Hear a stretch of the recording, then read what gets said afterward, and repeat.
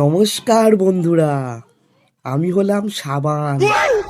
আমাকে বানানো হয়েছিল মানুষের গায়ের ময়লা পরিষ্কার করানোর জন্য, কিন্তু এখনকার সব বোকাচোদা মানুষগুলো তো আলাদাই। গায়ের ময়লা পরিষ্কার না করে গাড়ের ময়লা পরিষ্কার করে। দুদিন ধরে গাড়ি ধোয়নি, আমাকে ঘষে দিল।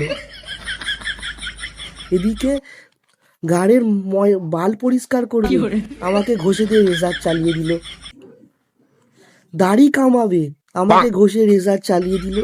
আরে ভাই, আমি গায়ের ময়লা পরিষ্কার করা, বালগুলো পরিষ্কার করার জিনিস নয়, আমাকে সব জায়গায় ইউজ করার নয়।